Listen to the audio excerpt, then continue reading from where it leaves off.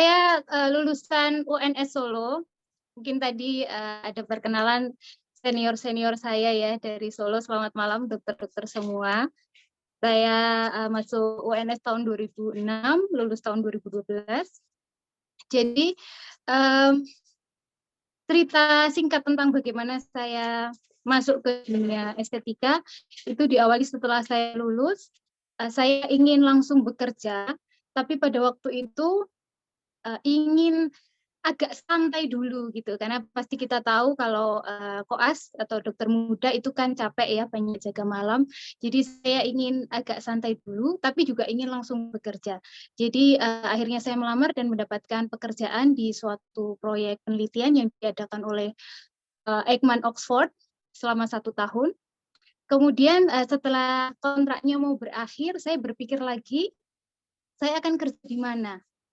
Dan karena merasa dalam 1 tahun ini kok nyaman ya bekerja di jam yang misal pagi sampai sore atau pagi sampai malam, tidak ada jaga malam dari malam sampai pagi, saya merasa nyaman. Jadi pada waktu itu saya berpikir untuk melamar pekerjaan di 2 bidang perusahaan. Yang pertama adalah perusahaan farmasi dan yang kedua adalah klinik kecantikan. Dan dari sekian belas lamaran yang saya kirimkan, ada sekitar 4 atau 5 panggilan untuk interview, dan itu semua berasal dari klinik kecantikan. Jadi kalau ditanya bagaimana awalnya masuk ke dunia kedokteran estetika, itu mungkin karena Tuhan membukakan kesempatannya di situ. Dan ternyata setelah saya mencoba masuk di dalamnya, saya menikmati, enjoy, dan akhirnya berlanjut sampai dengan sekarang. Seperti itu. Mungkin bisa ditampilkan slide-nya ya, Stephanie.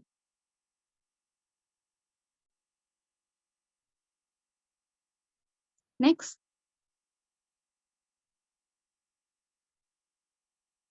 Jadi mulai tahun 2014 saya diterima di Glow Skin Aesthetic Clinic, itu posisinya di Surabaya. Kemudian lanjut tahun 2015 di MD Skin Clinic, sampai akhirnya tahun 2019 sampai dengan sekarang saya buka praktek mandiri di rumah, tetapi lebih fokus ke bidang estetik. Next. Nah, untuk teman-teman sejawat dan juga senior semua, saya ingin memperkenalkan beberapa treatment yang dilakukan di dunia estetik medik itu apa saja. Yang pertama yang biasa kita dengar, sering kita dengar adalah facial. Itu suatu perawatan wajah yang fungsinya untuk membersihkan komedo sampai biasanya diakhiri dengan step berupa masker. Kemudian juga skincare. Sering kita dengar atau temukan iklan-iklannya di sosial media dari facial wash, kemudian toner, sampai sunblock yang fungsinya ada fungsi masing-masing, yang intinya adalah untuk menutrisi kulit wajah atau kulit tubuh seseorang. Kemudian ada juga peeling atau chemical peeling, mengoleskan suatu cairan peeling ke wajah, fungsinya untuk mengangkat sel kulit mati. Kemudian juga yang berupa treatment injeksi, contohnya adalah botulinum toksin atau lebih terkenal dengan sebutan Botox. Ini adalah suatu prosedur medis yang fungsinya untuk mengurangi kerutan di wajah, misalnya di sekitar mata, di dahi, di area-area yang memang setiap hari kita pakai untuk berekspresi. Next. Kemudian juga treatment yang lainnya, yang injeksi juga. Mungkin pernah dengar thread lift atau tarik benang. Itu fungsinya untuk pengencangan wajah atau misal pipinya kendur dan ingin lebih terangkat, lebih kencang, nah maka bisa dilakukan prosedur thread lift ini. Selain itu juga ada dermal filler yang sekarang juga sedang booming atau ngetrend. Filler ini fungsinya adalah untuk menambah volume ataupun juga mengisi cekungan. Menambah volume itu contohnya seperti misal hidungnya ingin lebih mancung atau dagunya ingin terlihat lebih panjang, jadi perlu penambahan volume. Nah, itu bisa ditambah dengan filler ini. atau misalnya mengisi cekungan, contohnya di area garis senyum atau di dahi yang mulai cekung, itu bisa diisi juga dengan prosedur injeksi dermal filler. Kemudian selain prosedur injeksi juga ada perawatan yang menggunakan alat. Contohnya dengan laser. Ada beragam jenis laser dengan fungsi masing-masing, tapi secara umum bisa dikatakan laser untuk pencerahan, kemudian untuk mengatasi scar atau bopeng, dan lain sebagainya. Kemudian juga ada RF untuk pengencangan wajah, dan juga sebenarnya masih ada banyak treatment yang lainnya yang mungkin teman-teman sejawat dokter bisa gali sendiri nanti apabila ingin terjun di dunia estetik ini. Slide selanjutnya.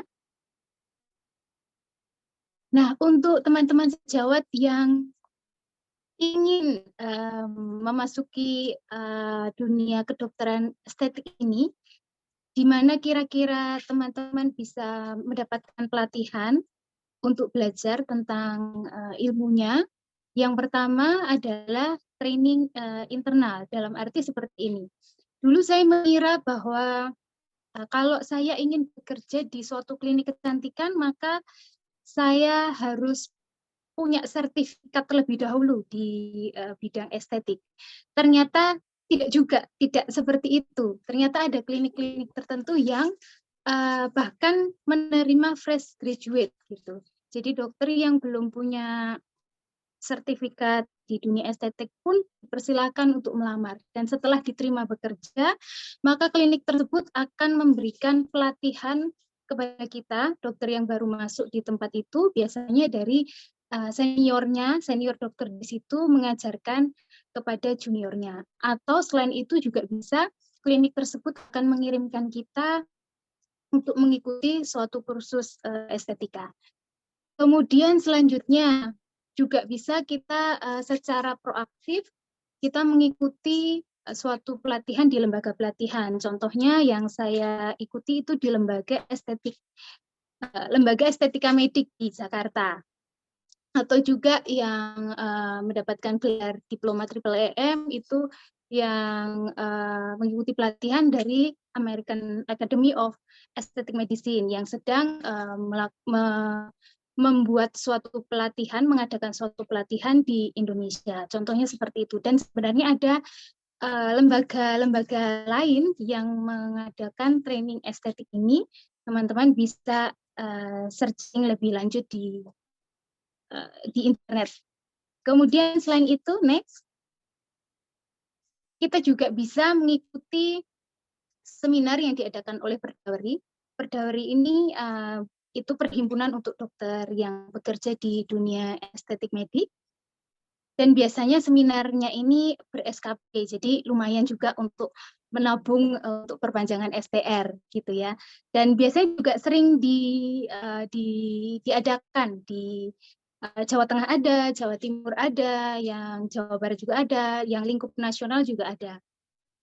Kemudian juga pastinya selain dari perhimpunan dokter juga kita bisa mengikuti pelatihan dari farmasi. Kalau ini bisa tergantung dari farmasinya syaratnya. Ada yang kita bisa ikut free, ada juga yang kita harus menggunakan produk dari farmasi tersebut baru kemudian boleh mengikuti pelatihan yang diadakan oleh farmasi itu.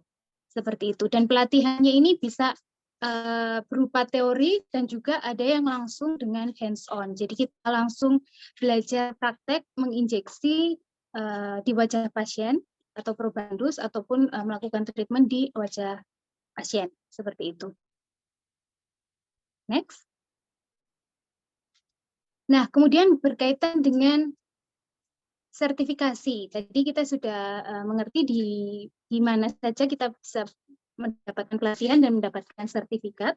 Tapi sebenarnya ada pertanyaan yang lebih mendalam dari dokter-dokter yang bekerja di dunia estetik. Jadi sebenarnya yang berhak untuk praktek di dunia estetik itu siapa? Apakah semuanya ataukah hanya dokter tertentu? Nah, yang pertama yang perlu kita pahami adalah bidang kedokteran estetika ini masih relatif baru di dunia kedokteran.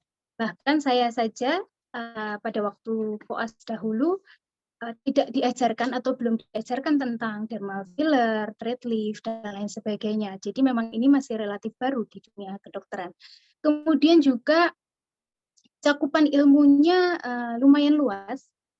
Contohnya seperti bisa kita mengatasi problem akne atau jerawat.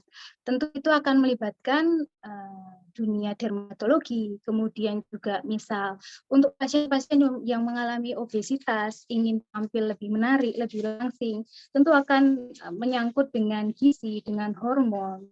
Kemudian juga untuk prosedur pembentukan wajah, mungkin ada beberapa yang sampai perlu prosedur operasi, jadi tentu akan melibatkan keahlian dokter bedah. Seperti itu, cakupan ilmunya cukup luas. Sehingga mungkin karena cakupan ilmunya yang luas itu, maka beragam disiplin kedokteran masuk dan mereka membuka praktek kecantikan. Seperti itu, contohnya adalah pasti dokter umum. Setahu saya pribadi, dulu yang waktu awal-awal di Indonesia yang buka klinik kecantikan, yang merintis klinik kecantikan, contohnya seperti Natasha ataupun Mireka Klinik, itu yang punya atau yang membuka adalah dokter umum. Dan tentunya kebanyakan juga mempekerjakan dokter umum juga, dan sampai sekarang seperti itu. Jadi pastinya dokter umum banyak yang membuka praktek di dunia estetik medik sampai saat ini. Kemudian juga dokter spesialis kulit pastinya, dokter bedah plastik, dokter spesialis gizi klinik, kemudian M-Biomed AAM atau S2 anti-aging. Kemudian akhir-akhir ini saya juga melihat ada dokter spesialis andrologi yang membuka klinik estetika. Kemudian dengan banyaknya beragam disiplin kedokteran yang masuk di sini, itu menimbulkan suatu problem atau ya problematika tersendiri ya, karena hal ini masih relatif baru dan banyak cakupan ilmunya luas, jadi regulasinya itu masih kurang jelas. Contohnya ada seorang dokter yang mungkin merasa spesialisasinya itu merasa lebih berhak untuk berpraktek di dunia kedokteran estetika ini, misalnya seperti itu. Jadi beliau mengatakan akan membuat suatu pelatihan, membuat suatu training di mana dokter umum itu harus mengikuti training dari beliau dan mendapatkan sertifikat, barulah setelah mendapatkan sertifikat dokter umum boleh berpraktek di estetika, seperti itu. Padahal dokter spesialis punya kolegium sendiri dan dokter umum juga punya kolegiumnya sendiri, seperti itu. Nah, kemudian juga ini fakta juga yang saya alami dengan teman-teman dokter umum yang bekerja di dunia estetik. Contoh dari kegalauan kami itu contohnya adalah, jadi sebenarnya apakah kita itu perlu sekolah lagi, dan kalau perlu sekolah lagi itu sekolah apa ya? Spesialis kah? Atau S2 kah? S2 yang seperti apa? Nah, hal-hal tersebut yang masih kurang jelas dan pastinya menjadi tantangan tersendiri untuk teman-teman dokter yang ingin berpraktek di estetika. Nah, kemudian untuk info yang terbaru yang saya dapat dari Perdawari sejauh ini, next slide. Ya, jadi Perdawari mengadakan suatu diskusi gitu ya, dan intinya mereka merencanakan nanti akan dibikin suatu sistem di mana dokter itu hanya perlu untuk mengikuti mungkin semacam suatu pelatihan gitu di suatu lembaga yang ditentukan. Jadi bedanya kalau tadi lembaga pelatihan itu kita terserah mau pilih yang mana, tapi kalau yang di rencana yang ini itu lembaganya harus khusus sudah ditentukan, dan nanti dokter yang lulus ujian di pelatihan tersebut akan mendapatkan sertifikat kompetensi, dan sertifikat kompetensi tersebut yang nantinya akan dijadikan dasar untuk seorang dokter bekerja di dunia estetika. Dan di situ juga disebutkan, cuman mungkin belum tidak masuk dalam screenshot. Jadi ada kompetensinya tersendiri. Maksudnya misal dokter umum, apa saja yang boleh dikerjakan oleh dokter umum itu disebutkan. Contohnya misal untuk problem jerawat, untuk filler, untuk tarik benang, seperti itu ada spesifikasinya. Oke, lanjut. Nah, kalau tadi saya sharing tentang tantangan atau problem yang masih ada dari sisi kelembagaannya. Sekarang kita membahas tentang keunikan dan tantangan dari estetik medik itu sendiri. Jadi yang pertama pasti ini menyangkut tentang sains dan art. Seorang dokter pasti harus menguasai teori dan skill. Tetapi menurut saya pribadi di bidang estetik ini art-nya atau seninya itu bisa dikatakan perlu lebih besar persentasenya dibandingkan dengan mungkin kedokteran pada umumnya gitu. Contohnya seperti ini, misal kita mau menginjeksikan obat anti nyeri begitu ya ke tubuh pasien, yang penting obatnya diinjeksikan maka tubuh akan bereaksi, obat itu akan bereaksi gitu. Tetapi kalau di dunia estetik ini, misalkan kita mau menginjeksikan filler ke dagu seorang pasien, tidak bisa hanya filler itu yang penting masuk dan membuat dagu lebih panjang. Tidak bisa seperti itu. Karena menyangkut seni dari wajah pasien, bentuk wajah pasien, dan juga harapan pasien itu sangat-sangat beragam. Mungkin kalau kita berhadapan dengan pasien yang sakit, intinya harapan mereka adalah yang penting sakit saya sembuh, seperti itu. Tetapi kalau di dunia estetik tidak bisa seperti itu. Ada pasien yang berharap dagunya itu panjang ke bawah, ada yang berharap dagunya itu agak maju ke depan, ada yang ingin dagunya itu panjang banget sampai dokternya, saya saja sebagai dokter merasa, ih kamu nggak kepanjangan tak, seperti itu. Tapi ada juga tipikal pasien yang hanya ingin nambah panjang pendek kamu nak dulu. Gitu. Nah, jadi ini berkaitan dengan seni, gitu. Dan seni setiap orang itu berbeda-beda, dan harapan dari pasien estetik itu berbeda-beda dan lebih bervariasi.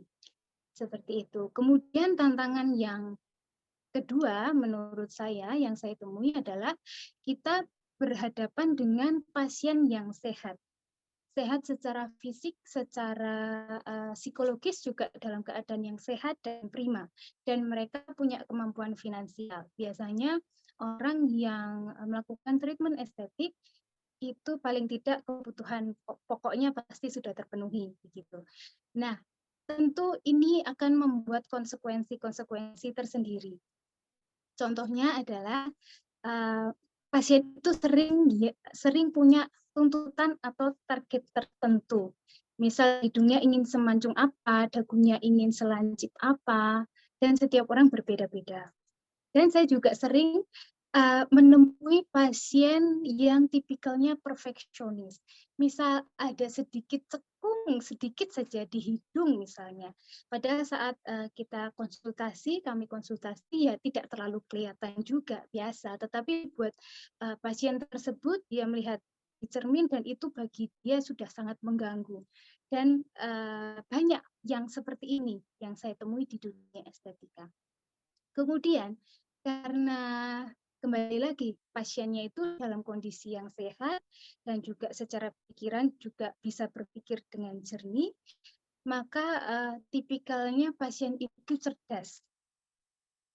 Contohnya misal di saat anamnesa dia berani untuk mengcounter planning yang kita berikan ataupun saran yang kita berikan, dia bisa membanding-bandingkan dengan info yang dia dapat dari sosial media ataupun dari saudaranya ataupun dari dokter yang lain yang dulu pernah dia temui gitu.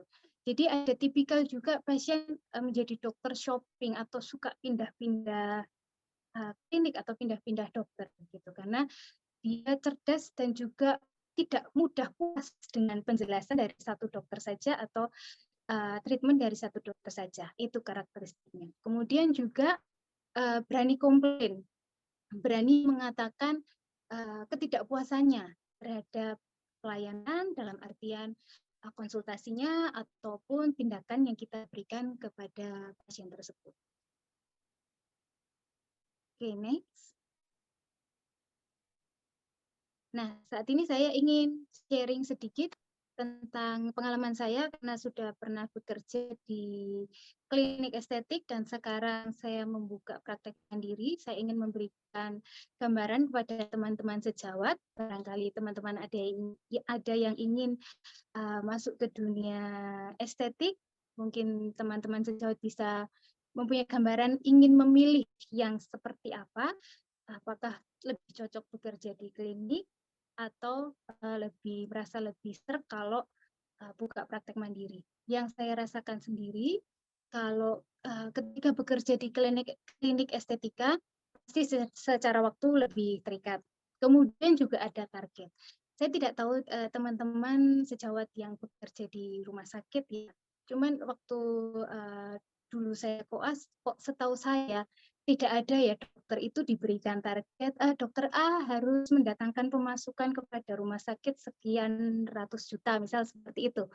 Tapi kalau di klinik estetik, target itu di-share secara terbuka dan diberikan secara terbuka bahwa dokter A, kamu harus menghasilkan atau kamu punya target untuk memberikan masukan ke klinik sekian atau bisa targetnya berupa kamu harus mendatangkan pasien sejumlah sekian untuk klinik dalam waktu 1 bulan seperti itu. Jadi saya merasakan sangat target oriented dan target oriented itu pasti menimbulkan konsekuensi tersendiri terutama di antara dokter atau sesama dokter yang bekerja di klinik tersebut sehingga akan ada persaingan internal dalam artian ingin mengejar target.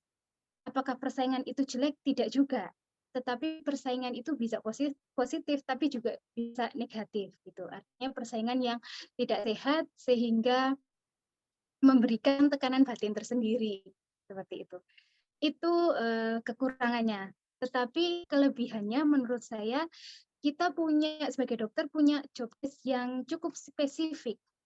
Jadi kita cuma tinggal konsultasi, kemudian melakukan tindakan ke pasien, selesai. Dokter tidak perlu melakukan marketing, kemudian mengurusi operasional, kemudian mungkin kalaupun ada komplain juga belum tentu juga langsung dokter yang menangani, bisa jadi manajernya gitu. Karena banyak divisi yang mendukung. Ada manajer operasional, customer service, dan lain sebagainya. Nah, kemudian ketika saya memutuskan untuk memulai praktek mandiri, khususnya di bidang estetika ini, pasti secara waktu lebih fleksibel, kemudian targetnya juga bisa saya tentukan sendiri, dan juga value saya tentukan sendiri. Value yang saya maksud, misalnya, kalau dulu ketika praktek di klinik, target oriented banget gitu ya. Jadi, kayak mau nggak mau, walaupun mungkin saya sendiri stylenya tidak begitu, tapi harus begitu karena mengejar target gitu ya. Tapi kalau sekarang saya bisa menentukan gaya bekerja saya sendiri. Misalnya saya tidak mau memaksakan ke pasien untuk treatmentnya banyak seperti itu.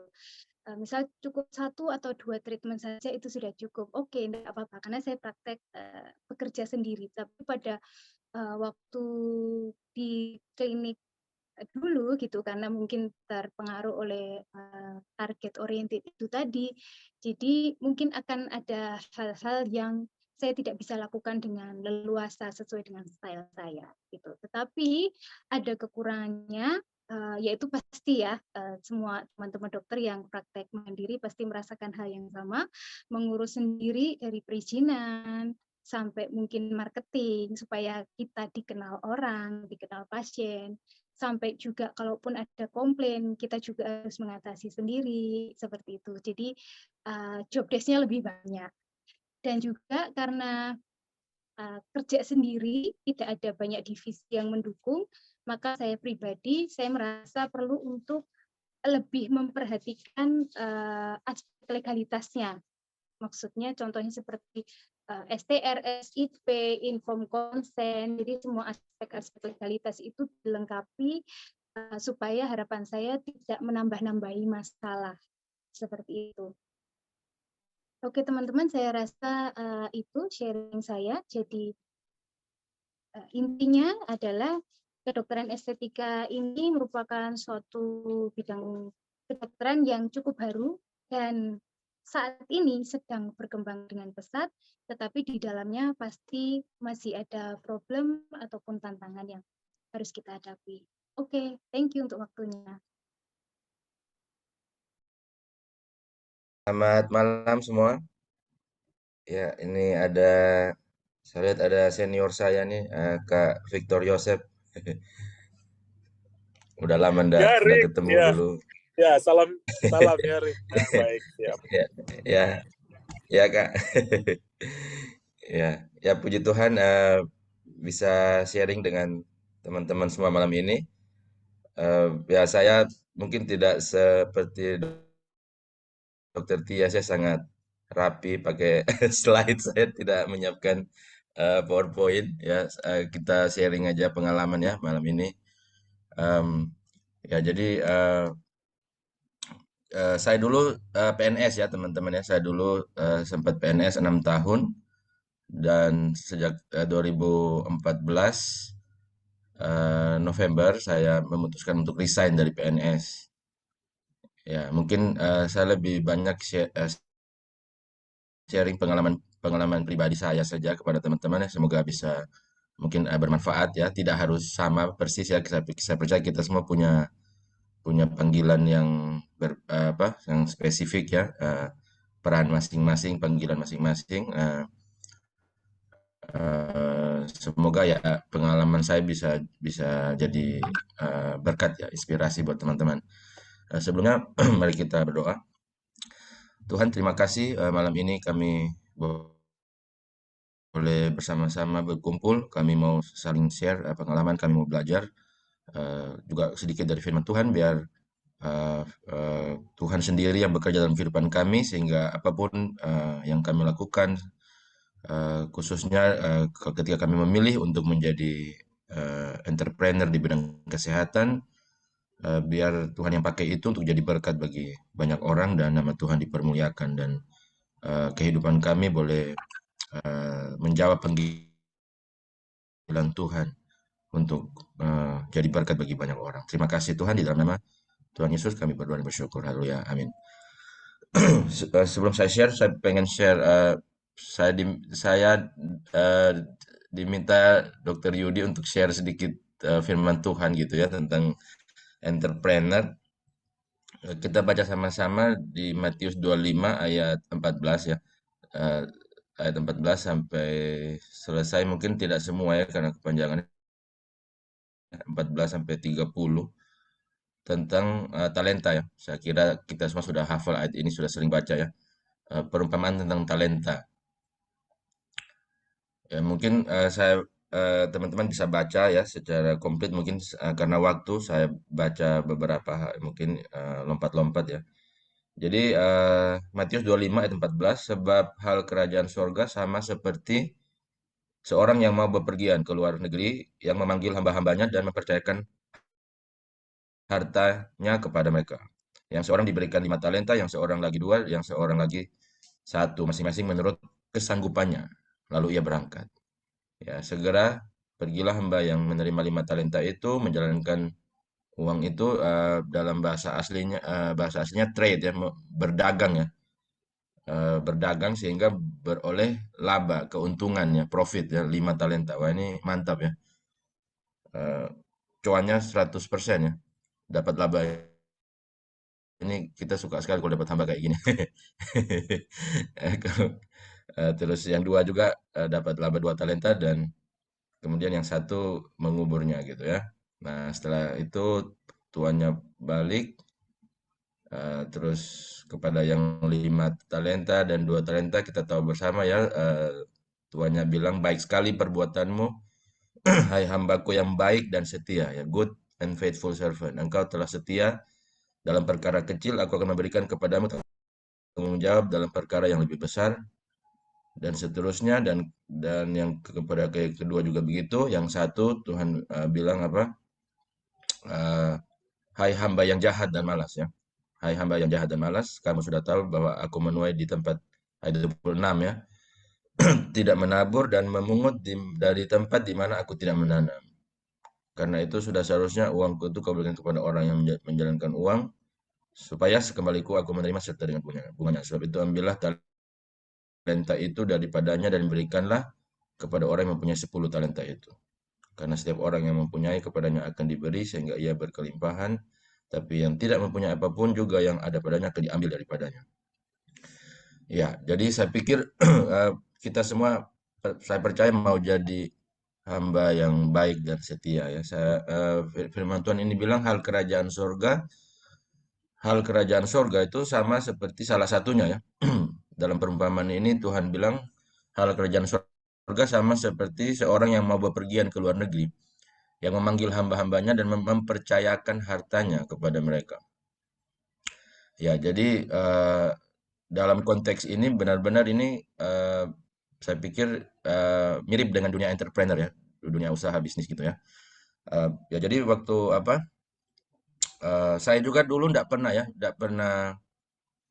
pernah merencanakan bahwa akan jadi seperti sekarang gitu. Saya pikir dulu saya jadi pegawai, saya sudah PNS ya. Saya pikir sampai pensiun gitu saya jadi PNS gitu. Dan saya tidak pernah dulu berpikir sederhana aja, lulus jadi dokter ya bekerja sebagai PNS, praktek dan melayani Tuhan gitu sesuai apa yang saya pikirkan dulu ya, mungkin melayani di gereja atau apa gitu ya.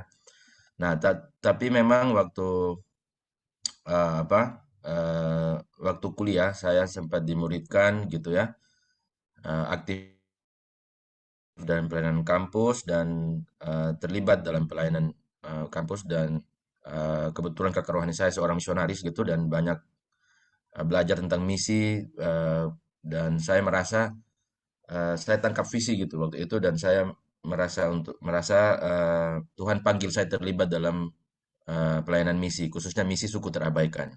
Tapi saya pikir saya bisa melayani sambil saya jadi PNS gitu. Saya pikir ya it's okay. Saya memang dokter bukan bukan pendeta gitu ya. Saya eh, tetap jadi PNS, tetap praktek dan sambil pelayanan. Tapi ya setelah berjalannya waktu saya jadi PNS ya tadi ya waktu terikat ya jadi pegawai. em, Ya banyak hal-hal yang mungkin agak dengan birokrasi dengan apa dunia dalam dunia pekerjaan sebagai PNS ya sistem yang waktu itu ya saya tidak tahu sekarang ya waktu itu saya jadi banyak hal yang mungkin tidak sepertinya kayaknya bukan panggilan saya di situ gitu. Saya kayaknya tidak bisa selamanya di situ. Jadi sekali lagi nih masing-masing ya kita punya panggilan masing-masing seperti itu ya dan eh, ketika Tuhan panggil panggil kita sesuai dengan talenta karunia yang Tuhan sudah berikan, Tuhan akan menuntut itu dari kita gitu ya. Seperti tadi ya, hal kerajaan sorga ini sama seperti orang yang mau bepergian di luar negeri dan memanggil hamba-hambanya, ya kita sebagai hamba-hamba Tuhan dipercayakan ada yang 5 talenta, 2 talenta, 1 talenta. Ya, dan kita dituntut oleh Sang Raja untuk bisa melipat gandakan talenta yang kita punya. Dan dia mau kita jadi hamba yang baik dan suatu saat dia akan balik dan akan minta pertanggungjawaban kita masing-masing ya dan saya percaya kita semua uh, adalah hamba-hamba yang baik dan setia yang mau mengerjakan panggilan kita melipat gandakan sesuai dengan talenta dan karunia kita masing-masing sehingga itu jadi berkat bagi banyak orang. Nah, jadi singkat cerita, saya jadi PNS, saya sempat jadi kepala puskesmas, terakhir sudah jadi kepala bidang di Dinas Kesehatan. Saya dulu ambisinya jadi kepala dinas ya.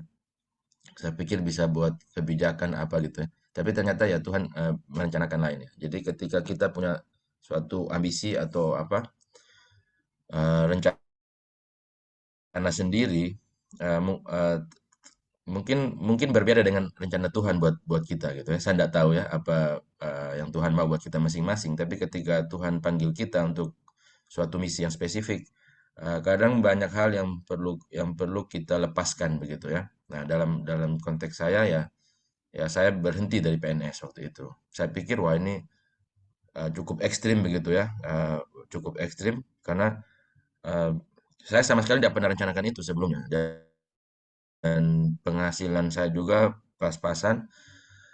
Dan kami berdua berhenti. Istri saya juga dokter, PTT waktu itu, saya PNS.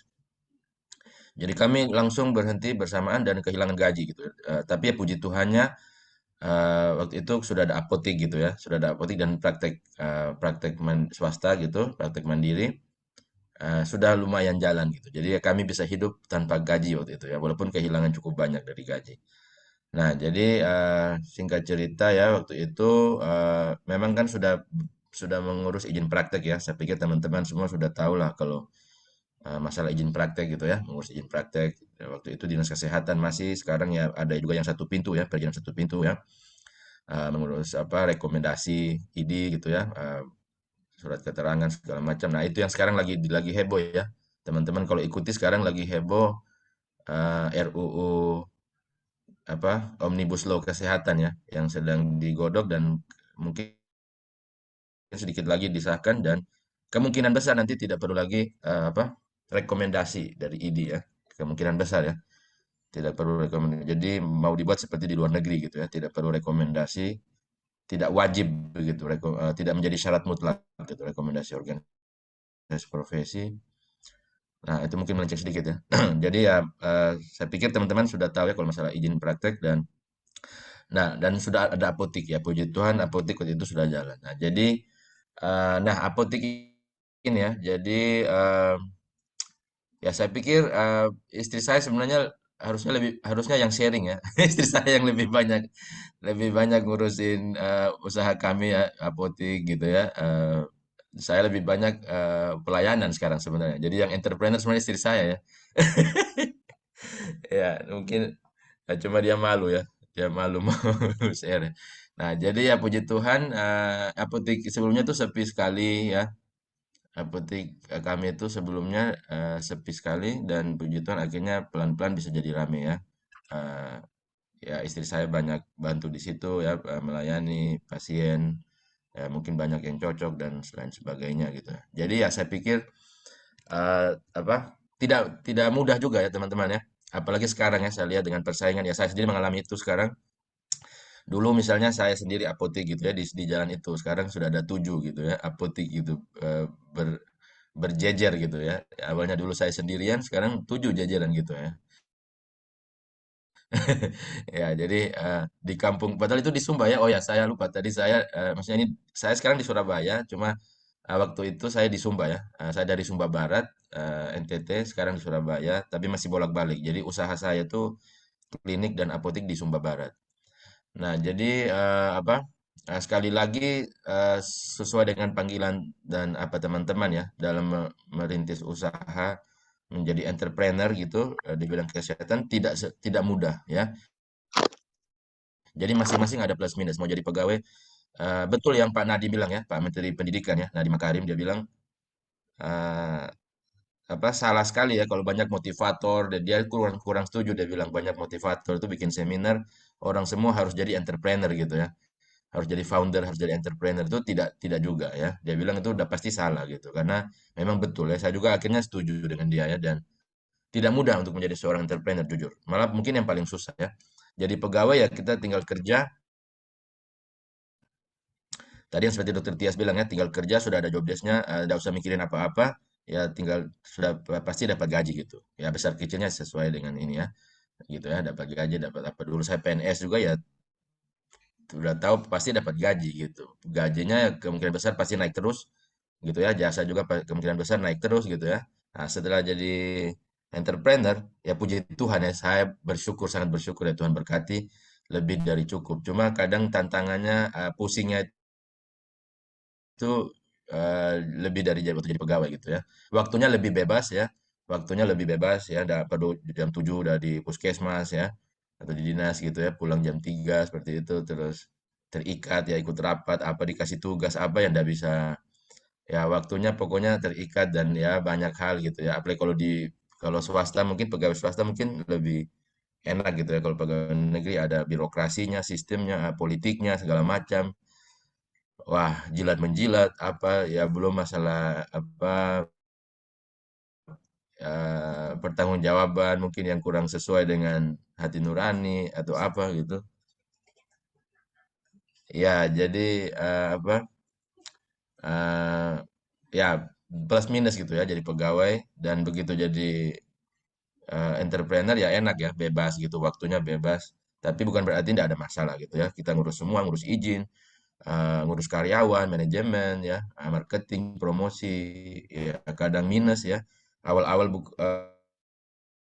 waktu buka ya dari satu apotik, puji Tuhan bisa bisa berkembang gitu, buka apotik yang lain di kota yang lain, tapi pasti ya awal-awal pasti rugi gitu, rugi dulu ya. Kita harus invest dulu. Tapi puji Tuhan lah ya. Jadi maksud saya gini ya,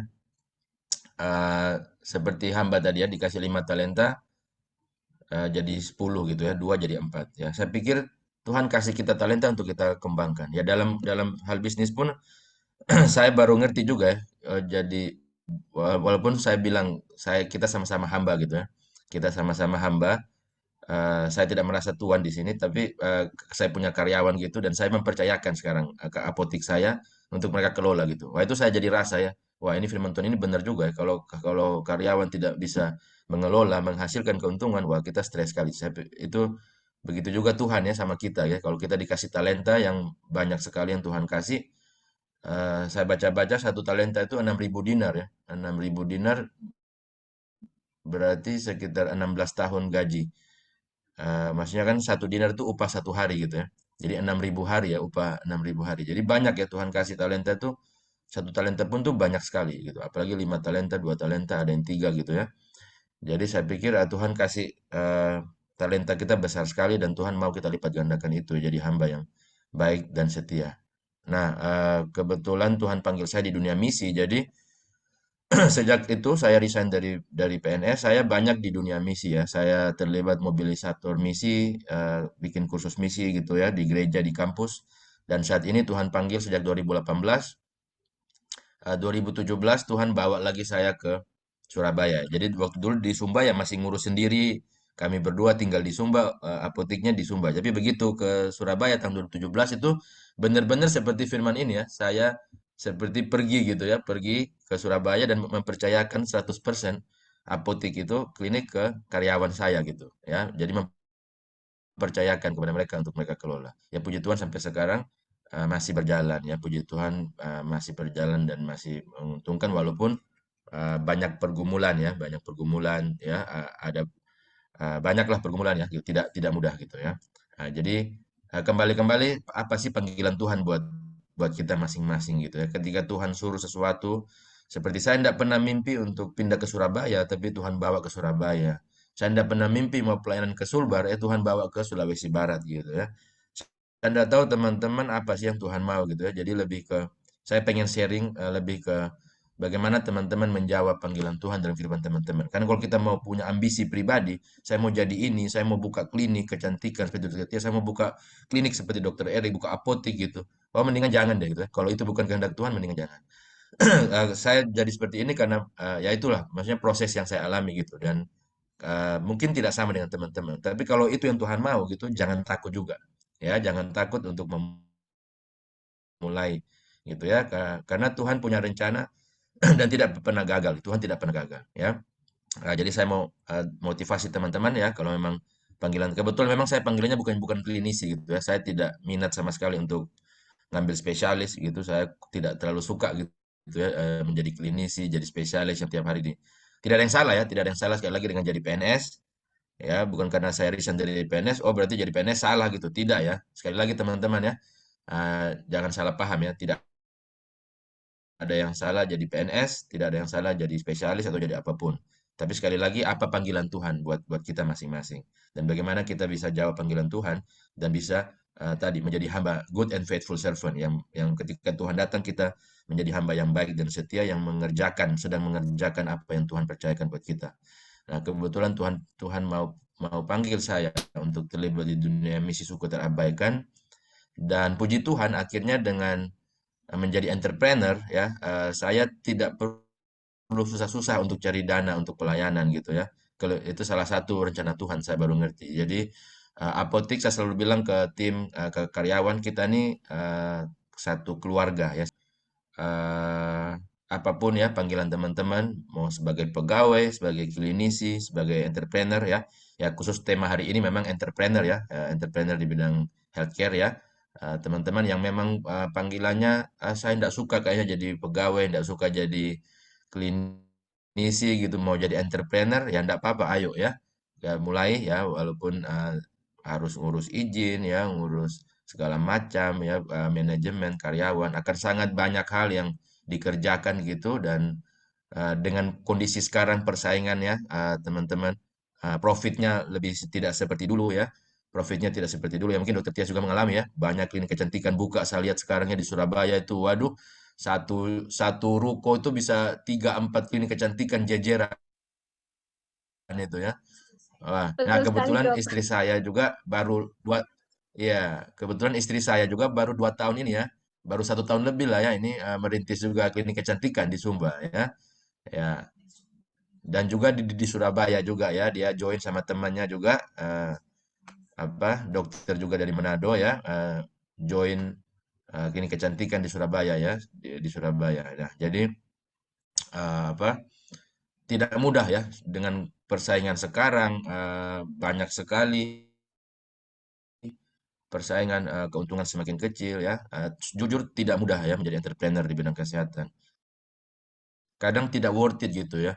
Saya ini latar belakang ini puji Tuhan setelah saya rintis dari 2008 ya, 2008 2009, berarti sampai 2022 ya sekitar sekitar 12 tahun ya, merintis 13 tahun ya, 13 tahun merintis. Puji Tuhan akhirnya bisa membangun klinik ya seperti yang di latar latar belakang saya ini, Rumah Sehat Sejahtera. Investasi cukup besar ya setelah merintis 13 tahun, puji Tuhan ya.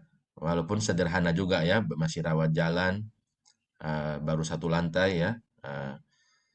Itu pun sudah susah sekali untuk membangun ini ya, bertahun-tahun ya, perjuangannya gitu ya. Setelah jadi tidak mudah ya, banyak saingan buka, pasien bukannya menambah malah berkurang ya. Jujur, wah struggle ya. Kadang-kadang investasi yang kita tanam dengan apa returnnya tidak tidak sesuai harapan ya.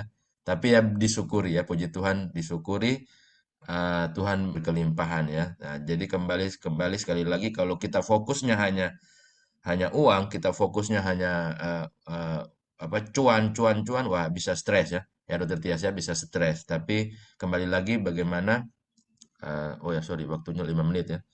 Apa bagaimana kita saya pengen dari sisi itu ya, bagaimana kita sebagai dokter-dokter Kristen ya, sebagai anak-anak Tuhan, bagaimana apapun ya kita panggilan kita, apapun peran kita, bagian bidang kita masing-masing kita kerjakan, bagaimana kita bisa jadi berkat ya, kita bisa produktif ya, kita bisa mengelola apa yang Tuhan percayakan itu jadi berkat bagi banyak orang, khususnya bagi orang-orang yang belum mengenal Injil ya. Mungkin itu yang mungkin saya bisa bagikan kepada teman-teman semua. Semoga bermanfaat. Terima kasih banyak Dokter Erik untuk sharingnya. Ya. Betul sekali. Untuk pertanyaan mungkin dari dokter-dokter dan rekan-rekan sekalian, jika ada pertanyaan boleh mulai di chat, dituliskan melalui chat Zoom. Nanti akan ada sesi tanya jawab yang kita tanyakan ya, dan akan dijawab kepada oleh pembicara seperti itu. Baik, untuk selanjutnya pembicara ketiga di sini ada Dr. Yohanes Mulyana, seorang dokter umum alumni dari FK Brawijaya angkatan 2008. Saat ini bekerja di Prodia, cabang Dermo Permai, dan juga praktek pribadi. Tanpa berlama-lama, saya serahkan kepada Dr. Yohanes. Saya persilakan. Ya, malam dan shalom untuk adik-adik kelas, untuk rekan-rekan dokter, dan salam hormat juga untuk kakak-kakak senior di sini. Sebelumnya saya ingin mengklarifikasi dulu ya, kalau mungkin di poster itu kan ada tulisannya saya sebagai narasumber klinik vaksinasi dan medical check-up, sebenarnya belum sampai di segi klinik sih. Jadi masih sebatas layanan praktek pribadi dengan layanan tambahan vaksinasi maupun medical check up pribadi, dan untuk medical check up corporate saya jalan mengikuti di Prodia. Cuman pesan dari Dr. Yudi, saya diminta untuk nggak apa-apa dok, tetap sharing, mungkin bisa jadi pandangan bagi adik-adik kelas yang mungkin berminat melanjutkan selain spesialis atau akademisi atau dosen, jadi bisa ada pandangan untuk entrepreneur. Oke, saya awalnya setelah lulus kuliah di 2015, selesai internship juga ya 2015 itu, saya tertarik untuk mengikuti pekerjaan yang terkait dengan kesehatan di dunia kerja ya. Jadi saat selesai kuliah itu saya sempat mengetahui ada beberapa lowongan untuk dokter perusahaan. Jadi saya sempat mengikuti pelatihan Hiperkes juga, yaitu higiena dan kesehatan perusahaan. Nah, setelah mengikuti itu saya pernah bekerja di salah satu klinik di dekat pertambangan batu bara di Kalimantan Timur, daerahnya Kabupaten Pasir ya. Jadi yang sekarang mungkin dekat dengan calon IKN itu. Saya bekerja di sana kurang lebih 2 tahun. Dari situ saya memiliki ketertarikan bila memang berpraktek sebagai dokter umum, saya ingin untuk mendalami lagi atau dapat memberikan pelayanan ke arah kedokteran yang preventif atau pencegahan sebelum sakit, karena hal itu yang mungkin sejauh ini di Indonesia masih banyak belum terperhatikan atau banyak belum dikuatkan. Sejauh ini mungkin fokus dari program kesehatan yang sudah banyak diketahui sebatas ke arah kuratif ya, jadi pengobatan maupun rehabilitatif.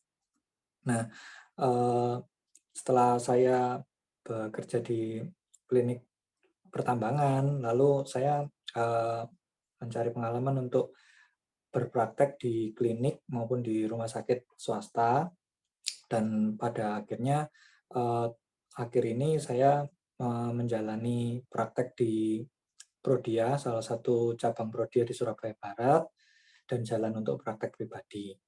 Nah, untuk layanan vaksinasi dan medical check up, kalau kita bahas satu persatu, layanan vaksinasi persiapannya yang dibutuhkan adalah satu, otomatis kita harus mengetahui dan mempelajari lebih mengenai macam-macam vaksin yang telah ada, baik itu vaksin dasar untuk anak-anak, yaitu vaksin yang diberikan sampai usia 1 tahun, pada akhirnya dicampak yaitu 9 bulan, maupun vaksin-vaksin tambahan yang sebenarnya sudah masuk dalam jadwal yang direkomendasikan oleh Ikatan Dokter Anak Indonesia. Jadi untuk vaksinasi sendiri, program pemberiannya di Indonesia untuk vaksin anak menjadi wewenang utama dari Ikatan Dokter Anak Indonesia, sehingga muncul ada jadwal yang seperti ini ya, bisa di-download dari website biasanya ya. Sedangkan yang untuk dewasa itu di wewenang penuh dari Perhimpunan Ahli Penyakit Dalam atau PAPDI. Jadi ada jadwalnya sendiri-sendiri. Nah, dari situ kita harus mempelajari lebih, karena memang saat kuliah, waktu saya dulu jalani di Brawijaya, memang untuk vaksinasi itu tidak ada perkuliahan atau pemberian materi yang lengkap dan detail ya. Jadi sebatas, oh vaksin itu termasuk imunisasi yang aktif atau proses membentuk antibodi di dalam tubuh dengan pemberian perlakuan, yaitu memberi bagian dari kuman yang sudah dilemahkan, yaitu live attenuated atau yang inaktif atau sudah dimatikan. Sebatas itu, jadi kita harus belajar lebih. Belajar lebihnya dari mana? Ada beberapa textbook yang bisa dibaca atau dipelajari, seperti Pink Book of CDC, itu dari WHO, bisa dipelajari. Kemudian buku pengantar atau buku ajar vaksinasi atau imunisasi dari PAPDI untuk pasien dewasa maupun dari IDAI untuk pasien pediatri atau anak. Nah, setelah mengetahui ilmunya, jadi nanti kita bisa mengetahui mana jenis vaksin yang hidup dilemahkan atau live attenuated. Yang sejauh ini masih ada, yaitu polio tetes, kemudian cacar, varicella ya, kemudian campak, MMR itu, kemudian dengue, Japanese encephalitis. Nah, itu termasuk vaksin-vaksin yang jenis live attenuated, di mana live attenuated itu pemberian vaksinasinya nanti adalah di subkutan. Nah, sedangkan vaksin-vaksin yang dia jenis inactivated atau kuman yang sudah dimatikan, sisanya ya, jadi termasuk vaksin influenza, vaksin pneumokokal, vaksin meningitis, vaksin hepatitis, HPV, dan macam-macam itu pemberiannya secara intramuskular. Nah, hal-hal teori tadi itu perlu dikuasai sehingga saat kita menjelaskan maupun memberikan layanan pada pasien itu dapat optimal. Selain persiapan secara ilmu, yang perlu disiapkan juga untuk layanan vaksinasi adalah peralatan yang dibutuhkan, mulai dari lemari es untuk penyimpanan vaksinnya tadi, kemudian alat logger. Logger itu semacam alat digital yang fungsinya dia memantau suhu di lemari pendingin untuk vaksin ya, antara 2-8 derajat, sehingga dia bisa membuat log atau catatan dari waktu ke waktu yang bisa kita pantau dari laptop setiap kala waktu tertentu, maupun ada yang fungsi alarm untuk mengingatkan bila suhu di luar yang sudah disetting. Seperti itu. Kemudian termos atau istilahnya ya vakuteiner untuk membawa vaksin ya, vaksin kontainer. Nah, itu kemudian ya peralatan medis seperti dokter umum biasa ya, jadi jarum, kemudian handscoon, kemudian alcohol swab, plaster, dan tidak lupa anaphylactic kit, anaphylactic shock kit. Itu merupakan hal yang perlu kita sediakan apabila memang melayani vaksinasi, karena meskipun angka kejadian anafilaktik itu sangat jarang, 1 banding jutaan secara teori, dan sejauh ini ya sudah ada mungkin ratusan, hampir 1.000 pasien yang saya vaksin ya sejauh ini, baik dari corporate maupun dari keluarga pribadi. Itu ya puji Tuhan belum ada yang anafilaktik atau muncul shock anafilaktik, tapi misalkan terjadi itu kita harus siap. Jadi siap untuk epinephrine injection, kemudian protokol bila terjadi anafilaktik itu tadi, cairan infus, dan siap untuk merujuk pasien. Seperti itu. Dari segi persiapan seperti itu, dari segi pelaksanaan, nah perlu disiapkan juga satu, bagaimana cara kita mengedukasi ke keluarga pasien maupun ke tempat kerja yang mungkin membutuhkan untuk vaksinasi, layanan vaksinasi, tentang pentingnya vaksinasi, masa berlakunya, apa yang bisa diproteksi, apa yang menjadi kemungkinan efek sampingnya, maupun yang menjadi kontraindikasi. Kemudian itu tadi dari pelaksanaan. Secara tantangan atau hal yang agak mungkin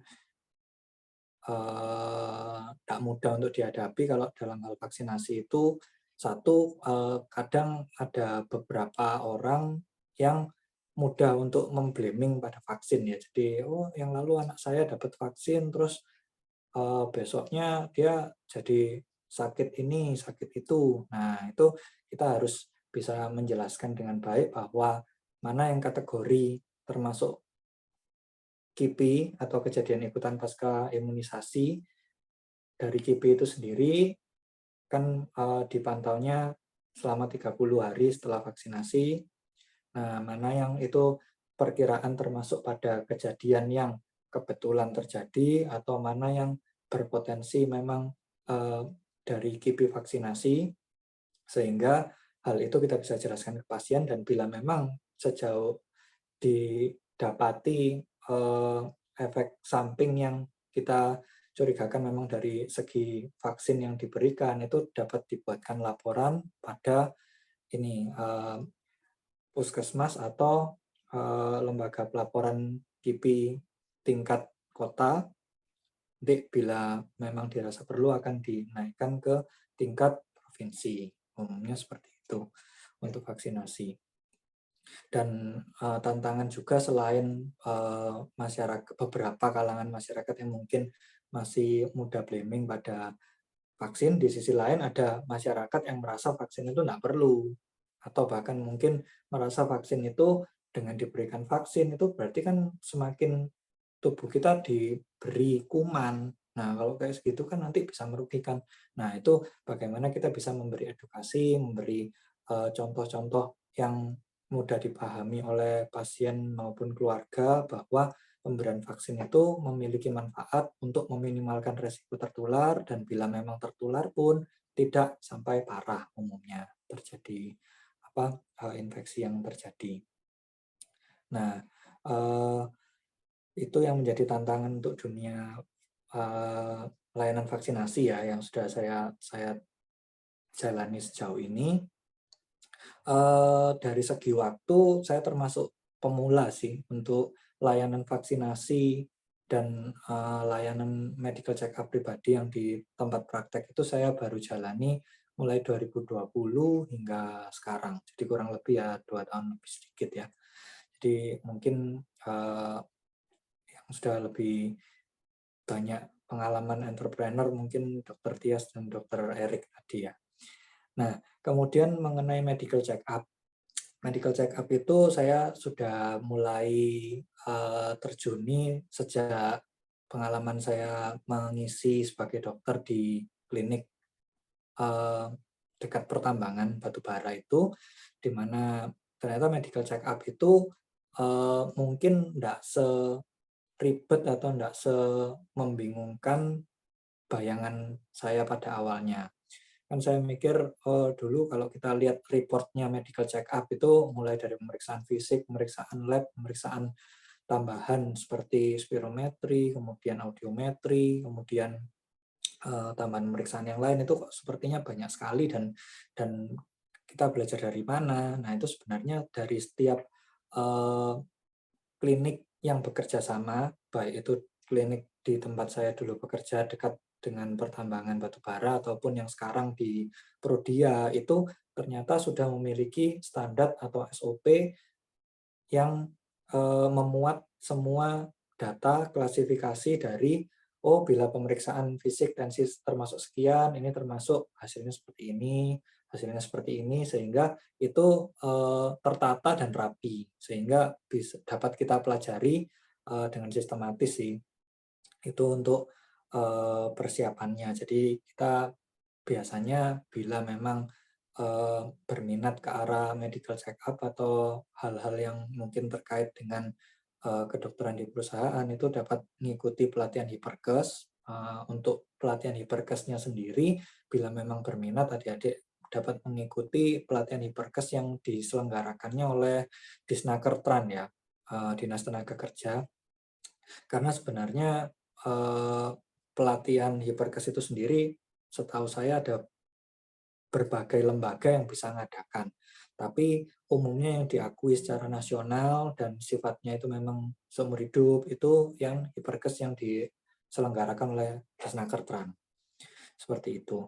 Nah, setelah mengikuti pelatihan itu, kita nanti mendapat bekal kira-kira masalah-masalah kesehatan seputar perusahaan itu apa saja. Jadi setelah memiliki sertifikat itu, bila kita apply pada klinik yang terkait dengan kesehatan perusahaan atau klinik yang melayani medical check up untuk corporate, itu kita memiliki nilai plus dibanding pendaftar yang lain yang mungkin belum mengikuti hiperkes. Nah, tapi dari hiperkes itu aja tidak cukup. Kita nanti perlu belajar lagi mengenai standar-standar yang harus diterapkan pada medical check up pada klinik itu, sehingga bisa memberikan hasil penilaian yang objektif dan dapat diterima oleh perusahaan pengirim karyawan yang jalani MCU itu tadi. Nah, itu untuk persiapannya, untuk pelaksanaannya medical check up. Kalau yang corporate itu sejauh ini yang saya tahu di klinik-klinik yang memang sudah terdaftar dan bekerja sama untuk melakukan pemeriksaan medical check up calon karyawan, di mana di sana sudah lengkap dengan alat-alat pemeriksaan tambahan seperti spirometri, audiometri, ada beberapa yang mengisyaratkan atau meminta pemeriksaan treadmill. Nah, itu tadi tergantung pada permintaan perusahaan sesuai kualifikasi dari calon pegawai yang mereka akan terima. Itu untuk pelaksanaannya, sedangkan medical check up pribadi yang saya laksanakan di tempat praktek saya itu lebih pada memberi layanan atau fasilitas pada pasien secara umum, secara mandiri untuk dirinya atau anggota keluarganya untuk mengetahui kira-kira kondisi kesehatan secara umum saat ini di luar pemeriksaan fisik secara lab itu apakah ada yang bermasalah, sehingga kembali lagi bila ada hal yang berpotensi kurang baik yang bisa diketahui dari lab itu dengan adanya pemeriksaan penunjang dan pengarahan bila memang nanti terdiagnosa penyakit yang di luar kompetensi dokter umum dapat kita sampaikan pada pasien dan dapat diberi rujukan ke dokter spesialis yang terkait. Itu untuk pelaksanaan medical check up baik yang corporate maupun yang pribadi ya. Itu untuk pelaksanaan. Kemudian yang terakhir tantangan kalau untuk medical check up yang sejauh ini saya sempat hadapi, yang sempat heboh itu adalah di klinik dekat pertambangan, klinik swasta dekat tambang batu bara yang merupakan klinik yang ditunjuk juga oleh perusahaan tambang batu bara itu, saya sempat mendapat seorang calon karyawan yang pada pemeriksaan nafsanya, jadi urin nafsa itu positif pada zat nafsa tertentu. Nah, hal-hal ini yang kalau kita bertemu dengan calon karyawan yang memang orangnya bisa menerima, itu nggak jadi kendala ya. Yang jadi kendala adalah orang yang memang positif, kemudian dia nggak terima, kemudian mengajak orang-orang lain yang nggak berkaitan dengan pekerjaan itu untuk memprotes klinik dan macam-macam. Nah, saat itu ya kami pun di klinik juga sempat deg-degan juga karena kebetulan calon karyawannya ini merupakan anggota keluarga dari preman di sana ya, preman setempat. Nah, tapi ya puji Tuhan dengan pimpinan dan penyertaan Tuhan juga akhirnya dari pihak klinik dapat mengambil tindakan yang bijak, yaitu tetap mengeluarkan hasil dari pemeriksaan. Pemeriksaannya sempat minta diulang, nggak apa-apa. Dari pihak klinik mengizinkan untuk diulang, tapi dengan tetap pengawasan ketat. Jadi saat pengambilan sampel urin itu ada diawasi oleh perawat di depan pintu kamar mandi. Kemudian hasil yang diulang itu tadi ya memang positif. Nah, tapi di sisi lain untuk pengamanan dari pihak klinik sudah berkoordinasi dengan polsek setempat sehingga pada saat jalan pemeriksaan calon karyawan yang bermasalah tadi itu sampai dijaga ada 2 personel polisi di klinik pertambangan tadi itu. Itu yang kira-kira menjadi masalah atau tantangan ya. Oke, poinnya atau medical check up untuk corporate itu. Kalau medical check up corporate tantangan lain ya mungkin ada beberapa yang tidak berkenan diperiksa karena malu atau apa ya, itu umumnya dapat kita beri penjelasan bahwa pemeriksaan ini sebatas inspeksi atau ada inspeksi dan palpasi, tujuannya apa, perlu diperiksa untuk apa. Sebagian besar dari pasien medical check up yang saya sampaikan penjelasan KIE seperti itu akhirnya mau untuk diperiksa, tapi bagi sebagian yang masih tidak bersedia ya nanti diarahkan untuk mengisi inform konsen bahwa tidak bersedia dilakukan pemeriksaan. Seperti itu. Itu untuk MCU ya. Kalau MCU corporate yang MCU keluarga atau pribadi sejauh ini ya tidak ada kendala sih kalau yang saya hadapi. Jadi secara kesimpulan dari tambahan layanan vaksinasi maupun medical check up yang sejauh ini saya jalani, baik untuk keluarga, pribadi ataupun corporate perusahaan, yang membuat saya senang dan tertarik adalah di situ saya dapat sosialisasikan dan ikut menjalankan kegiatan kesehatan promotif dan preventif, di mana ternyata menjaga kesehatan itu tidak hanya saat sudah sakit lalu diobati, tetapi sebelum sakit hal yang bisa diupayakan seperti pola hidup sehat, pola makan, pola aktivitas, pola istirahat, maupun pencegahan penyakit infeksi, baik dari PHBS, pola hidup bersih sehat, maupun imunisasi itu dapat dilakukan. Dari sisi medical check up juga yang bisa kita lakukan adalah ketika kita bisa menginformasikan pada keluarga pasien maupun pasien, baik itu dari corporate maupun pribadi, bahwa ada hal yang berpotensi dapat menjadi penyakit di masa mendatang bila tidak ditangani. Misal yang belum pernah medical check up, ternyata barusan sadar kalau profil lipidnya itu jauh tinggi, ternyata baru sadar bahwa EKG-nya ada masalah, padahal tidak ada keluhan secara klinis, maupun lain-lain. Dan ketika kita bisa memberikan bantuan itu kepada pihak keluarga pasien, itu mereka senang dan bersyukur bahwa mereka bisa segera mendapat penanganan medis yang baik sehingga tidak sampai berat atau parah. Itu sih yang dari saya bisa bagikan atau sharingkan. Semoga bisa bermanfaat bagi mungkin adik-adik kelas yang berminat atau berkeinginan untuk bisa memberi layanan vaksinasi maupun medical check up saat nanti berpraktek. Terima kasih untuk waktunya. Ya, terima kasih banyak Dr. Yones untuk sharingnya. Baik, untuk selanjutnya adalah sesi tanya jawab.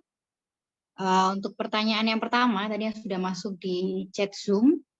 Oh ya, sebelumnya untuk dokter-dokter serta rekan-rekan saudara sekalian yang ingin bertanya, boleh dituliskan ya, diketik melalui chat Zoom, dikirim, atau kalau mau bertanya secara langsung juga boleh, dipersilahkan. Untuk pertanyaan yang pertama tadi ya, yang sudah masuk di chat Zoom, untuk Dokter Erik ya, ini berarti ya, untuk nomenklatur rumah sehat holistik, itu mengikuti klinik Pratama atau bagaimana?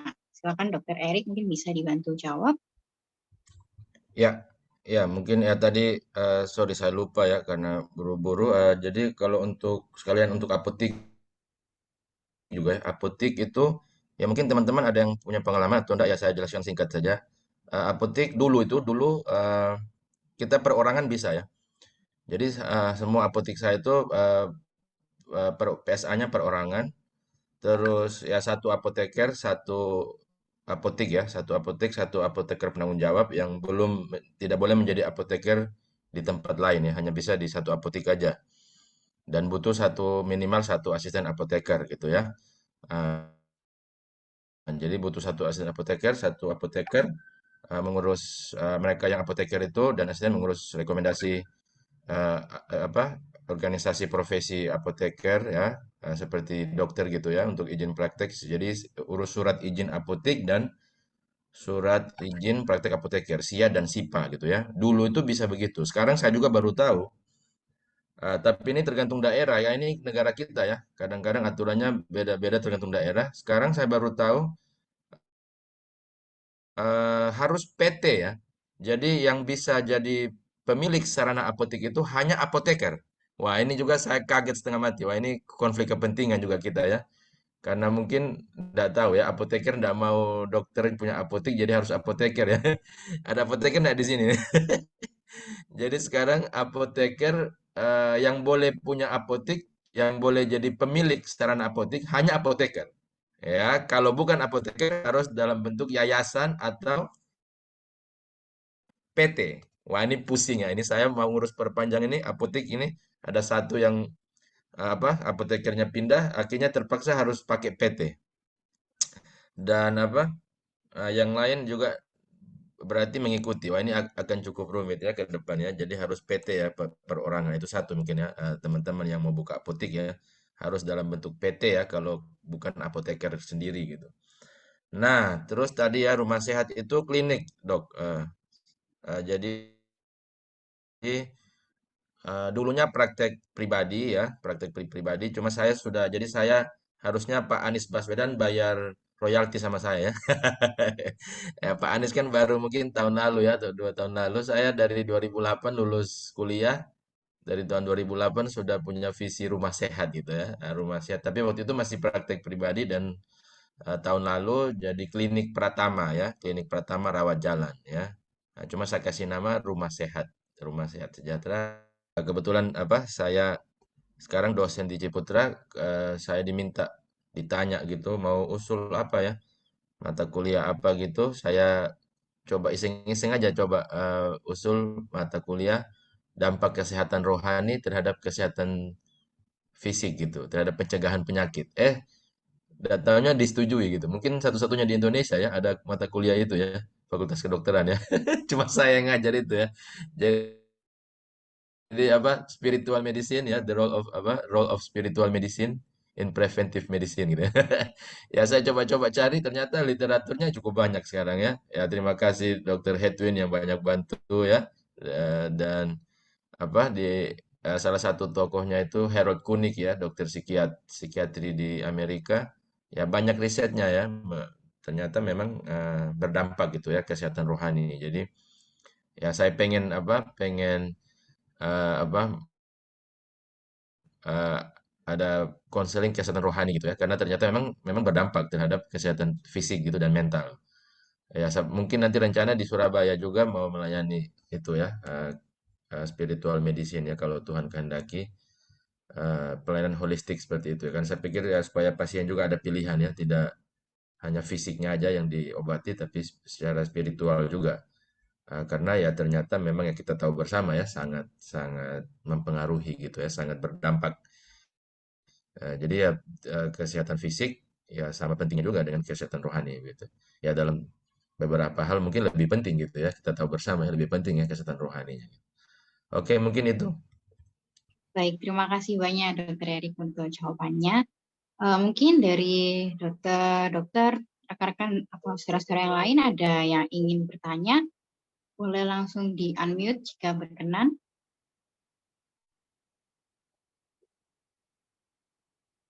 Apakah ada? Mungkin kepada Dokter Tias, kepada Dokter Yohanes, atau juga kepada Dokter Erik lagi juga tidak apa-apa.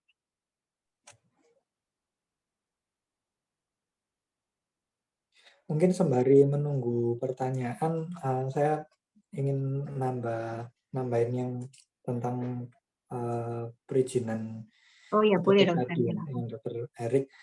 Berarti saat ini perizinan untuk pemilik dari apotek itu sendiri jadi mirip seperti pemilik klinik ya Dok. Kalau klinik kan memang nggak bisa perorangan ya, harus antara yayasan atau PT ya. Ya malah lucu nih ya. Malah klinik Pratama boleh perorangan ya. Kalau Oh klinik sekarang Pratama klinik ya. Pratama boleh Dok? Klinik Pratama malah boleh perorangan. Saya malah ajukan pakai PT, nggak tahu kenapa itu satu pintu ngurusnya pakai perorangan. Tapi memang saya lihat aturannya boleh. Kalau klinik Pratama masih boleh. Oh atau mungkin karena Kalau klinik daerah ya? utama kalau nggak salah itu sudah nggak boleh. Ya, Atau mungkin karena daerah ya? Maksudnya beda daerah ketentuannya beda ya? Yang saya tahu Bandung enggak dan sih. Surabaya itu, Oh gitu ya. Bandung dan Surabaya yang saya pernah tahu itu termasuk senior saya yang kebetulan punya klinik Pratama itu nggak boleh Gitu. perorangan. Jadi sampai dia bikin yayasan. Walaupun rawat jalan ya. Rawat Rawat jalan jalan, ya. rawat jalan Dok. Oh, Ya, jalan. Oh, ya mungkin makanya kita nih negara ini ya apa kadang kebijakannya beda masing-masing ya. beda Kayak tadi ya beda daerah, apotik beda juga itu, provinsi itu. kayak apotik juga masih ada daerah yang itu. Iya, Ya, ya kayak apotik juga masih ada daerah yang saya tanya masih bisa katanya yang bukan apoteker masih masih boleh jadi PSA. Nah, cuma iya, ada daerah yang sudah strict gitu, sudah strict harus apoteker pemiliknya. Dan memang saya tanya aturannya memang sudahnya.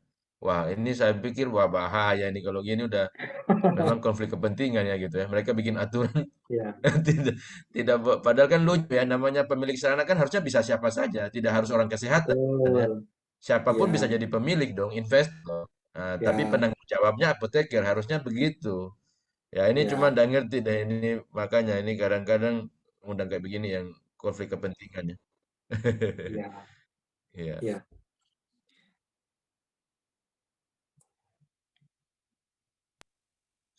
Ya, baik. Oke.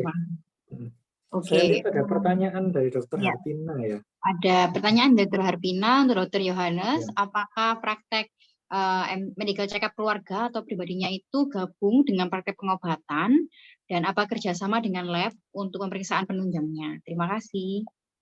Ya, untuk medical check-up keluarga memang jadi satu dengan tempat praktek pribadi saya dan tadi mungkin belum sempat saya jelaskan ya. Jadi saya tidak menjalankan pemeriksaan penunjangnya sendiri ya. Jadi saya ada kerjasama dengan lab, tapi kerjasama dengan lab itu juga tidak terikat harus di lab itu. Jadi misal dari pihak keluarga itu ada yang ingin di labnya di lab yang warna merah atau yang berwarna kuning atau yang berwarna hijau itu saya memberi kebebasan gitu dan nanti format hasilnya pun ya tidak seformal hasil MCU pada calon karyawan ya jadi mulai dari pemeriksaan fisik sekian kemudian lab sekian kemudian saran dan kesimpulannya gimana nggak sampai segitu jadi ya lebih pada seperti pemeriksaan atau berobat tapi dilengkapi dengan pemeriksaan penunjang dan itu dijelaskan atau disimpulkan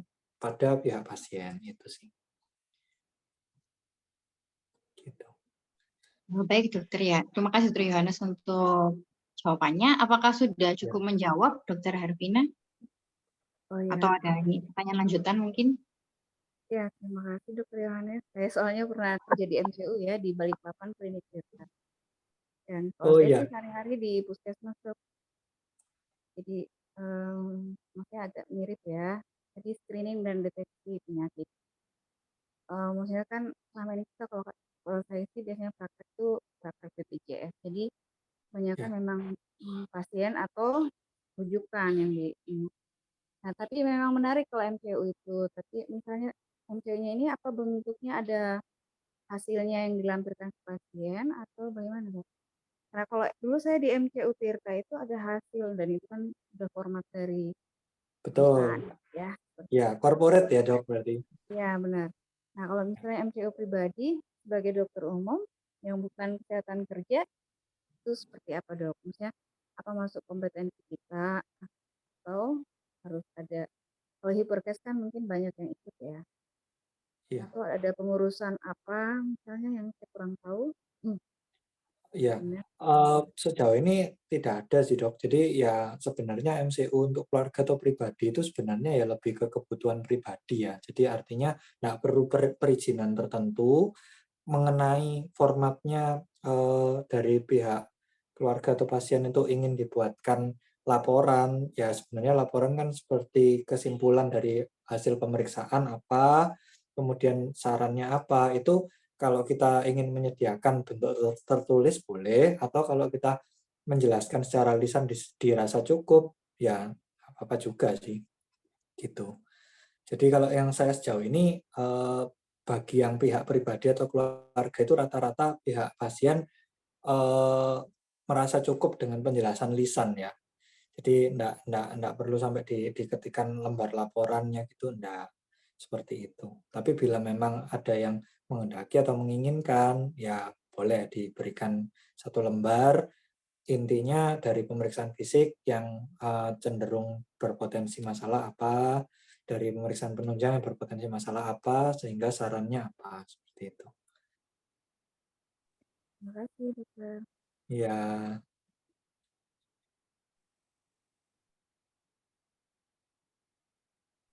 Iya, terima kasih Dr. Yohanes untuk jawabannya dan terima kasih Dr. Harpina untuk pertanyaannya. Apakah ada pertanyaan lagi mungkin dari dokter-dokter dan rekan-rekan sekalian?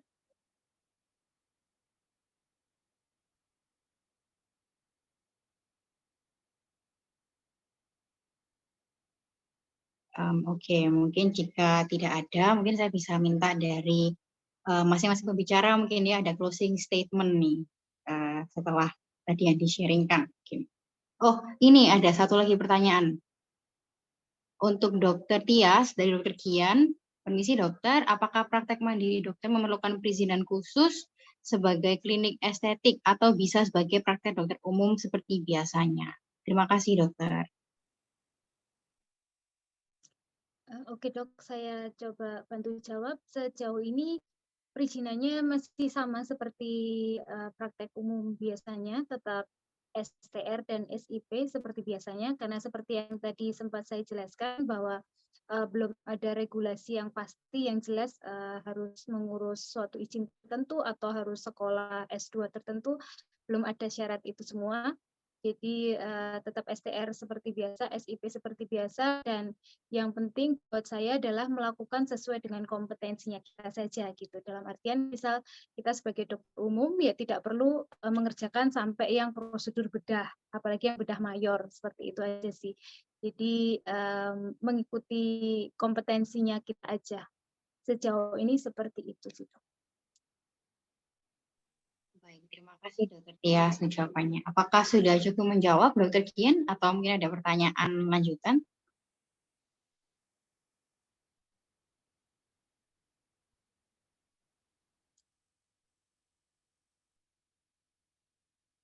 Ya, sepertinya sudah cukup menjawab ya. Mungkin apakah ada satu pertanyaan lagi mungkin? Kita tunggu sebentar. Apakah masih ada pertanyaan?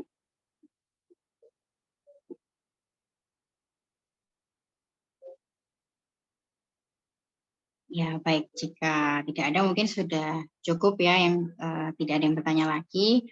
Mungkin dari Dr. Tias, Dr. Erik, dan juga Dr. Yohanes mungkin ada closing statement nih gitu, terkait sharing tentang entrepreneurship di bidang kesehatan ini. Bisa dari Dr. Tias dulu? Oke, terima kasih. Saya cuma ingin menambahkan, memberikan pandangan kepada teman-teman sejawat, mungkin bagi teman-teman yang prakteknya mungkin masih praktek dokter umum gitu, dan ingin suatu pengembangan. Jadi menurut saya dari diskusi kita malam ini bisa memberikan tambahan wawasan, semacam side job untuk praktek mandiri kita. Bisa jadi kita mungkin nyambi, bahasa Jawanya nyambi, pelayanan vaksinasi ataupun pelayanan estetik, dan itu pun juga tidak harus langsung yang lengkap. Bahkan saya sendiri pun sampai sejauh ini hanya menggunakan alat-alat tertentu seperti itu. Jadi lebih fokus ke treatment yang kita mampu. Atau mungkin kalau dokter-dokter yang baru merintis, mungkin praktek umum bisa mencoba hal yang simpel di dunia estetika, misalnya facial atau peeling, melayani dua hal itu saja gitu sambil merintis hal yang lain. Kalau ingin lebih dalam lagi, baru nanti pelan-pelan ditambah pilihan treatmentnya. Seperti itu sih saran dari saya. Oke, terima kasih. Ya, terima kasih Dr. Tia. Kalau dari Dr. Erik ada closing statement yang ingin disampaikan mungkin dokter? Ya, mungkin saya pengen ini ya mengutip tadi satu ayat firman Tuhan tadi apa?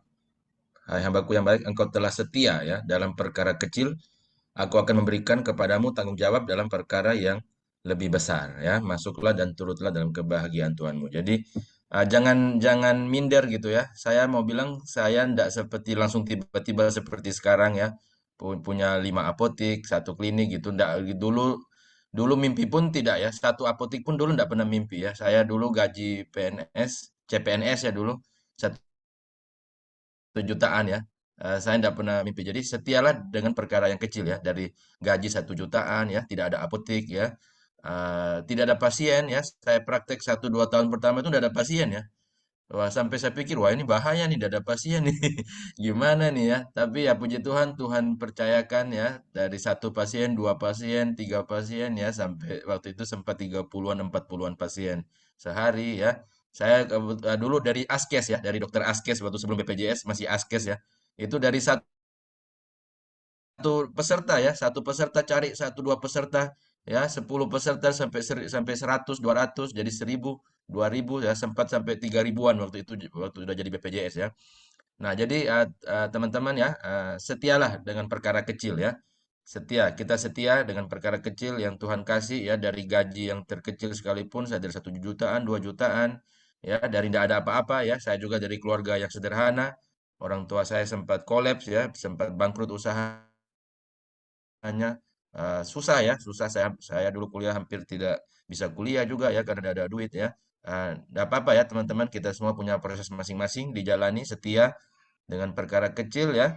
Eh, Jangan lupa kita jadi berkat, menabur ya dengan apa yang ada. Dari yang kecil kita belajar setia menabur, Tuhan pasti akan mengembangkan apa yang ada sama kita, dari 1 jadi 2, jadi 4, 5, 10, 100 dan terus, untuk kemuliaan Tuhan tentunya ya, untuk supaya kita tidak hanya jadi berkat buat kita, tapi tujuannya supaya kita jadi berkat bagi orang lain, khususnya bagi mereka yang membutuhkan, yang belum mendengar Injil Kristus ya, dan untuk kemuliaan Tuhan. Terima kasih, Tuhan berkati kita semua.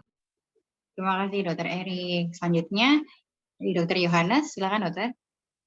Ya, menambahkan tadi sempat ada terlihat belum sampai saya sampaikan ya, mengenai pelatihan untuk vaksinasi itu ada, baik pelatihan sebagai vaksinator umum maupun vaksinator internasional sertifikat ya. Jadi kalau mungkin adik-adik kelas atau rekan-rekan dokter sempat tahu bagi calon pendatang atau calon turis ke negara tertentu yang wajib vaksinasi tertentu, misal ke Afrika, yellow fever, untuk umroh atau naik haji, meningitis, itu dapat mengikuti pelatihan namanya International Certificate of Vaccination, itu berlaku 3 tahun. Saya sudah sempat mengikuti, cuman untuk melaksanakan atau untuk memberi layanan pemberian vaksin wajib bagi negara tertentu itu harus merupakan klinik yang terdaftar di KKP atau kantor kesehatan pelabuhan. Itu nanti ya langkahnya masih ada yang perlu dipersiapkan untuk bekerja sama dengan klinik atau lain-lain, itu dapat dilakukan di itu. Jadi sebenarnya peluangnya masih cukup lebar untuk vaksinasi, tapi ya perlu persiapan dan penambahan info dan wawasan yang kita perlu lakukan. Sebagai penutup, ya saya setuju yang disampaikan Dr. Erik Dinung, panggilan kita dalam hidup ini macam-macam. Sama-sama sebagai dokter, tapi ada yang panggilan mungkin sebagai klinisi, baik dokter umum maupun dokter spesialis, ada yang sebagai entrepreneur, ada yang sebagai akademisi atau mengajar, atau hal-hal lain. Hendaknya kita dapat menggumulkan apa yang menjadi panggilan hidup kita secara pribadi dengan Tuhan, dan kita menjalani itu dengan tekun dari awal. Mungkin banyak kesulitan atau banyak hal yang nggak kita harapkan, seperti yang disampaikan Dr. Erik tadi. Untuk merintis itu memang nggak mudah, tapi kalau memang panggilan kita di sana, kita pasti dimampukan oleh Tuhan untuk menjalani. Dan bila kita sudah berhasil, jangan lupa untuk keberhasilan itu untuk kemuliaan nama Tuhan. Oke. Ya, terima kasih Dr. Yohanes untuk closing statement-nya. Baik, untuk sesi sharing dari Dr. Tia, Dr. Erik, dan juga Dr. Yohanes sudah selesai, dokter dan rekan-rekan sekalian. Sekali lagi saya ucapkan kepada Dr. Tia, Dr. Erik, dan juga Dr. Yohanes untuk sharingnya. Semoga dengan sharing pada malam hari ini bisa membawa manfaat dan juga membuka pikiran dari masing-masing kita ya. Oke.